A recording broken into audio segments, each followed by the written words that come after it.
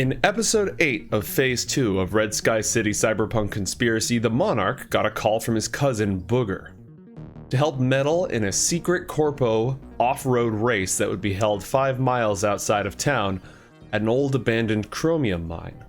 Booger needs to rig the race to pay for his cousin's new liver. Normally, the Monarch would turn to Jerax and Jim Fingers for help with a job like this, but Jerax is busy taking care of his twin brother and Jim Fingers is trying to take over the combat zone. So instead, he turns to Natalie Vehicular Manslaughter Smith, who is known to have a way with vehicles. Natalie gets a call from the Monarch while she's walking through the halls at Network 54, her new employer. Just as that happens, she overhears another executive, Holbrook Hennett, pitching a show that sounds an awful lot like her idea for Where's My Family?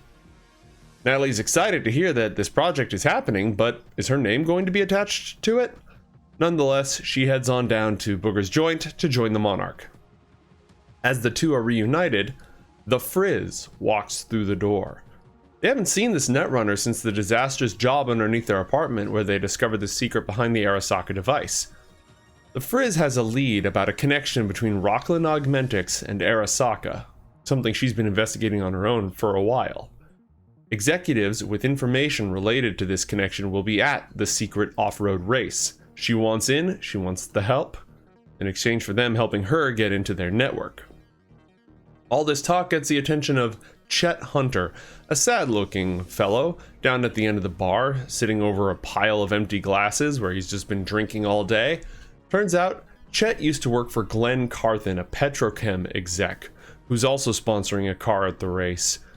But Glenn stole his idea for a Chew-2 heat exchanger that makes his cars go super fast without exploding. Chet's willing to help them get into the race as long as they clear his name and get him the credit that he's due. So the four of them head on down to the abandoned chromium mine and enter the garage, talk their way in past the guards, and they see all the fancy off-road vehicles, souped up rigs and such, and the corpos trying to play at being big shot nomads walking around. There's a large security building in the center with a lot of fancy equipment. That's probably where the files that the Frizz needs can be found. But first, they need to do a little bit of setup. They work together to sweet-talk the engineer who's managing Holbrook and Glenn's car, and sabotage it thanks to Chet Hunter's exclusive knowledge of how that tech works. They get the car into a side garage and distract the driver and get rid of him, non-lethally, stuff him into a locker somewhere. And with no driver to turn to, Holbrook and Glenn have no choice but to leave it up to this hotshot exec Natalie, who shows up and claims to know what she's doing.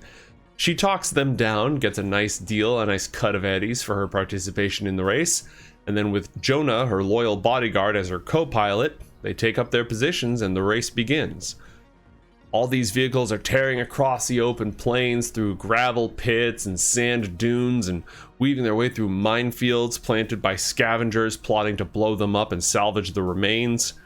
Natalie uses all of her skill and all of her tech in a car that's bigger than an egg carton this time and starts to pull ahead. While the race is on, the Frizz sneaks back inside, climbs on top of the security base, and logs into the network, only to come face to face with an annoying netrunner named Skip. Aside from asking a lot of annoying questions, he also tries to destroy her brain because she is trespassing on company property. Between Skip and all the deadly black ice security programs inside that network, the Frizz is in trouble, and Skip has alerted security. The big tough head of security around the race, Leeser, and his goons are heading inside to deal with this meddling netrunner in meat space, but fortunately the Monarch and Chet Hunter are still on the scene. The Monarch throws his weight around. People have gotten word of what he did to Royal and some of his other accomplishments. And Chet manages to create a distraction to split up the guards and prevent them from going in. That buys the Frizz enough time to hack into the very bottom of the network, steal the files, and get the hell out before her brain leaks out of her ears. Just as this is going down, Natalie fires up Chet's experimental heat exchanger, hits the turbo, and floors it across the finish line, coming in first. Our heroes walk away from the job with files linking Rocklin Augmentics to Arasaka that's going to send Frizz overseas to Japan. They have the original plans for Chet Hunter's invention, which is going to put him back where he belongs, with his name on that invention. They have a nice pile of eddies. It's going to help out the team, and some of it's going to go over to Booger's cousin to help pay for his new liver. The whole group celebrates back at Booger's joints with some drinks and some cheersing. Next up, Natalie and the Monarch are going to reunite with the rest of their team to go rob a Red Chrome Legion train and get back on the tail of the sinister conspiracy surrounding all of them.